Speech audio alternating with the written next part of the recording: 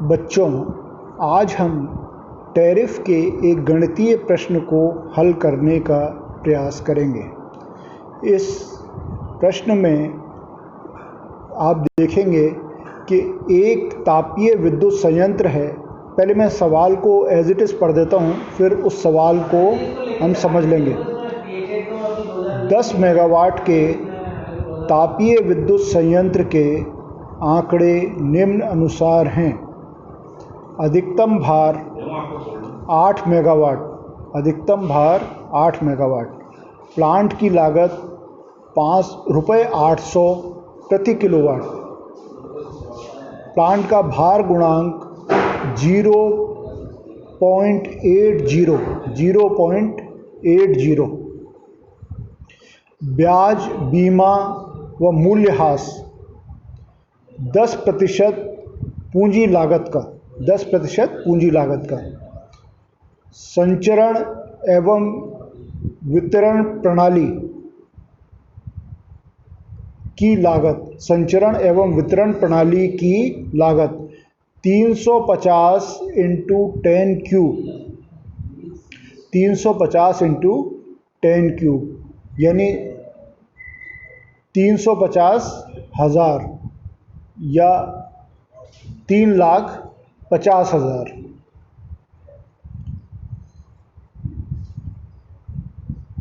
ब्याज व मूल्यह्रास, ट्रांसमिशन डिस्ट्रीब्यूशन का जो ब्याज और मूल्यह्रास है वो है 5%।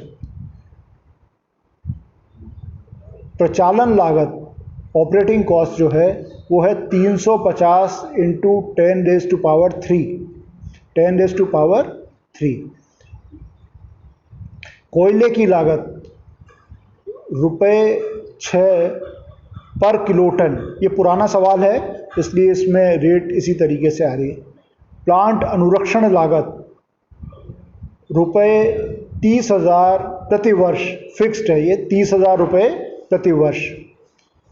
कोयले का उपयोग 25,000 kiloton per year, kiloton per year. मान लें T&D लागत जनित्र कंपनी द्वारा ही वसूल की जाती है, तो 2 पार्ट टैरिफ बताइए, ये प्रश्न है। इसमें ये कहा गया है कि जो जनरेटिंग की कॉस्ट और ट्रांसमिशन की कॉस्ट, ट्रांसमिशन और डिस्ट्रीब्यूशन की कॉस्ट कंपनी द्वारा ही वसूल की जा रही है, तो ऐसी स्थिति में आपको इसका 2 पार्ट टैरिफ बताना है। तो सवाल बिल्कुल आसान है। इस तरह के सवालों को आप कर लेंगे तो जो प्रैक्टिकल प्रॉब्लम्स आती हैं, चाहे आपके एग्ज़ाम में आए या आपके कॉम्पिटिटिव एग्ज़ाम अगर आप आगे कोई दें उसमें आए, इसमें सभी प्रकार के खर्चों को लिखा गया है। जैसे अब अपन सवाल को समझने का प्रयास करते हैं। ये 10 मेगावाट का प्लांट है, तो प्लांट जो है उसकी इंस्टॉल कैपेसिटी जो है वो 10 मेगावाट है। मैक्सिमम लोड जो इस पे है आ रहा है वो 8 मेगावाट है। प्लांट की लागत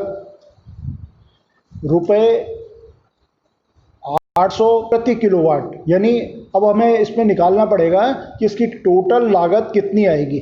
तो ये ₹800 प्रति किलोवाट दिया हुआ है और 10 मेगावाट का प्लांट है, तो इसको हम निकाल लेंगे कि ये इसकी टोटल लागत कितनी होगी। और इसका जो भार गुणांक है, लोड फैक्टर जिसे कहते हैं, वो लोड फैक्टर है 0.8।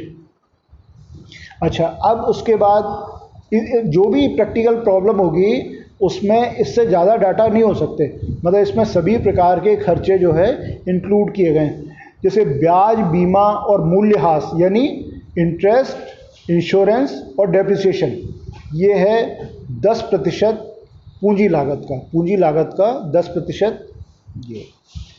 अब ट्रांसमिशन और डिस्ट्रीब्यूशन सिस्टम जो है उसकी कॉस्ट भी इसमें दी हुई है। ट्रांसमिशन और डिस्ट्रीब्यूशन की कॉस्ट दी हुई है 350 × 10⁻³ रुपीज़ में। ये टोटल कॉस्ट इसकी लिखी हुई है। उसके बाद ब्याज जो है वो जो पहले हमने ब्याज देखा था 10% था, वो तो प्लांट का था, और ये ट्रांसमिशन डिस्ट्रीब्यूशन सिस्टम का ब्याज और डेप्रिसिएशन है 5% की दर से। इसके 5% की दर से इसका इंटरेस्ट और डेप्रिसिएशन ट्रांसमिशन डिस्ट्रीब्यूशन सिस्टम का भी दिया हुआ है। अच्छा, इसमें ऑपरेटिंग कॉस्ट भी दी हुई है। ऑपरेटिंग कॉस्ट जो है वो दे रखी है 350 इंटू 10⁻³ रुपीज़ में। उसके बाद इसमें कोयले की लागत दी हुई है ₹6 पर किलो टन, यानी अपन ये इसमें ये निकालेंगे कि कितना कोयला लगभग इस्तेमाल हुआ, और इसका रेट जो है कोयले की ₹6 प्रति किलो टन। अब प्लांट की अनुरक्षण लागत यानी प्लांट की जो मेंटेनेंस कॉस्ट है वो 30,000 रुपये हर साल फिक्स ये दी हुई है। कोयले का उपयोग जो इसमें टोटल कोयले का जो उपयोग हो रहा है वो हो रहा है 25,000 किलो टन। 25,000 किलो टन, तो इससे कोयले का कितना उपयोग हो रहा है ये लिखा हुआ है और कोयले की लागत लिखी हुई है। तो हम कोयले टोटल कोयले की कितनी लागत होगी ये हम निकाल सकते हैं, क्योंकि वो कोयले की लागत किलो टन में दी हुई थी और टोटल उपयोग जो है वो 25,000 किलो टन हो रहा है। तो सवाल क्या होता है, कई बार देखने में लंबे लगते हैं लेकिन वो सरल करने में इतने मुश्किल नहीं होते। इसको आप आराम से देखते हुए खुद भी सरल करने का प्रयास करेंगे तो आप आसानी से इसको कर पाएंगे। अब इसमें ये कहा गया है सवाल के अंदर कि यदि ट्रांसमिशन डिस्ट्रीब्यूशन की लागत भी कंपनी द्वारा वसूल की जा रही है, यानी कंपनी जनरेशन की, ट्रांसमिशन और डिस्ट्रीब्यूशन की सभी लागत वसूल रही है, तो ऐसी स्थिति में 2 पार्ट टैरिफ जो है उससे अपने को प्रति यूनिट खर्चा क्या होगा वो अपने को निकालना है। तो ये अब हम इस तरह से शुरुआत करते हैं। तो सबसे पहले जो इसकी कैपिटल कॉस्ट है वो कैपिटल कॉस्ट हम निकाल लेंगे। इसमें दे रखी है 800 प्रति किलोवाट। अब 10 मेगावाट का प्लांट है, यानी 10 इंटू 1000 किलोवाट हो गए और इंटू 800, ये इसकी टोटल कॉस्ट हो गई। जो इसकी कैपिटल कॉस्ट है वो हो गई 10 इंटू 1000 यानी 10,000 इंटू 800, ये इसकी टोटल कॉस्ट हो गई। अब इसमें हमें ये कहा गया है कि इसमें इंस्टॉल कैपेसिटी जो है वो जो इंटरेस्ट डेप्रिसिएशन है वो कैपिटल के ऊपर कितना है, तो वो जो है हमने इसमें निकाल लिया।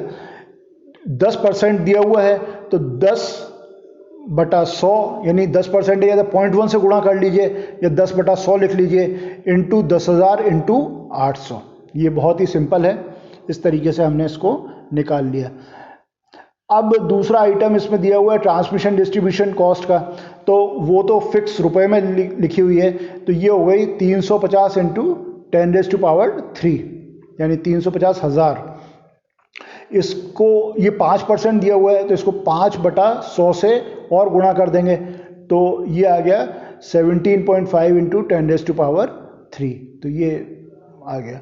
और जो इंटरेस्ट डेप्रिसिएशन था उसको सरल करते हैं तो वो आता है 800 इंटू 10⁻³। तो ये दोनों तो फिक्स कॉस्ट का पार्ट हो गए, ये तो दोनों हो गए फिक्स कॉस्ट। अब इसमें कोयले की कीमत भी लिखी हुई है, दी हुई है। तो कोयले की कीमत आसान है, 6 रुपये प्रति किलो कोयला है और ये इसमें दिया गया है कि 25,000 किलो टन जो टोटल कोयला इसमें यूज होता है।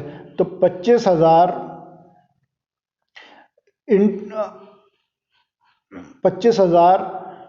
जो है उसको हम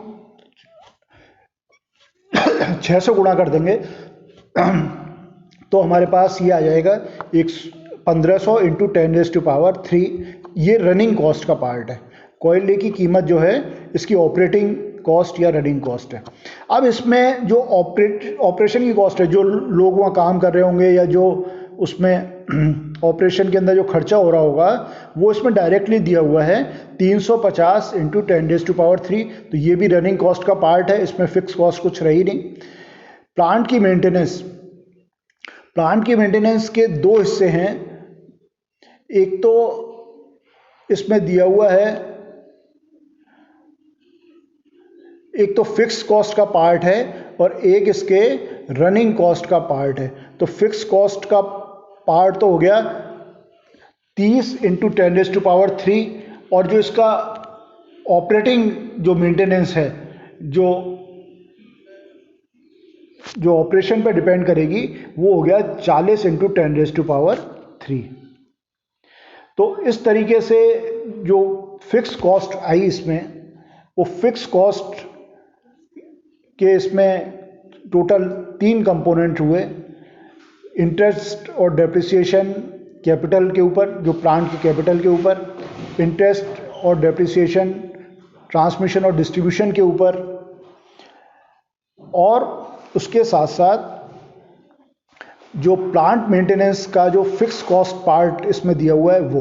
तो इन तीनों को हमने जोड़ दिया तो ये हो गया 847 इंटू 10⁻³। तीनों को जोड़ दिया तो ये आ गया 847 इंटू 10⁻³। अब रनिंग कॉस्ट के दो कंपोनेंट, एक तो कॉस्ट ऑफ कोल है, कोयले की कीमत आएगी, और एक प्लांट मेंटेनेंस। जो प्लांट मेंटेनेंस दो तरह की है, एक तो फिक्स कॉस्ट का हिस्सा है और एक रनिंग कॉस्ट का हिस्सा है। तो इन दोनों को भी जोड़ दिया तो ये हो गया 1890 इंटू 10⁻³, ये इसकी रनिंग कॉस्ट आ गई। तो इसका मतलब इसकी कुल लागत हो गई 847 इंटू 10⁻³ प्लस 1890 इंटू 10⁻³। तो इन दोनों को जोड़ दिया तो ये आ गया 2737.5 इंटू 10⁻³।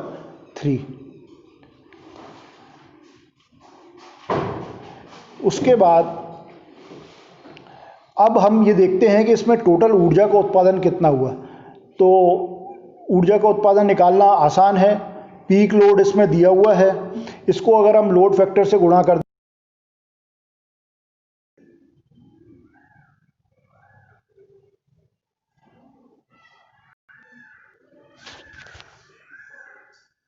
ये तो यार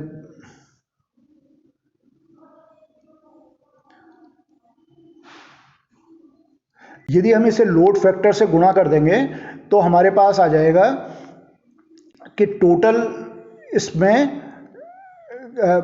एवरेज लोड इसका कितना है, और उसको अगर हम 365 इंटू 24 से गुणा कर देंगे तो हमारे पास टोटल यूनिट जनरेटेड आ जाएगा। यानी एवरेज लोड को अगर हम 365 इंटू 24 से गुणा कर दें तो हमारे पास टोटल यूनिट कितनी इसमें जनरेट हुई ये इसमें पता चल जाएगा। तो पीक लोड इसमें दिया हुआ है, बता रखा है कि भाई 8 मेगावाट है, 8 मेगावाट इसको किलोवाट में बदल लिया तो 8 इंटू 10⁻³ हो गया। इसका लोड फैक्टर जो है वो 0.8 दिया हुआ है, उससे गुणा कर दिया इंटू 365 इंटू 14।